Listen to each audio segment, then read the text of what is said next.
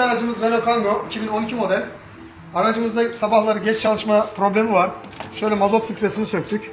Filtrenin yeri hemen burası. Bu yeni filtre. Delphi marka. İyi bir filtre aldık. Yaklaşalım ustam. Şu mazot filtresinin üzerine gelen ısıtıcı müşür. Hemen şu tarafa üzerine giriyor. Bunun daha önceden şu küçük o-ringine yaklaşalım ustam şöyle ışığa doğru. Evet, şurada bir o-ring var. Tam şu noktada. Daha önceki o-ring ısırılmış. Tam şu kısımda yırtık var. Kameradan netleyebiliyoruz mu? Evet.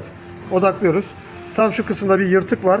Bundan dolayı araç uzun süre beklediği zaman mazotu geri bırakıyor depoya. Ve uzun süre bekledikten sonra 5 saat 10 saat gibi marş geç basıyor. Basıyor almıyor. Uzun uzun bastıktan sonra alıyor. Mazotu hava halinde geri depoya gönderiyor. Yani araç hava yapıyor diyebiliriz. Evet, araç hava yapıyor. Mazot hava yapıyor daha doğrusu. Filtreyi değiştiriyoruz. Orijinal Delphi takıyoruz ve o-ringimizi değiştirdik. Ufacık bir yırtığa sebep araç geç çalışıyor sabahları. 20 saniye 30 saniye marş basıyor.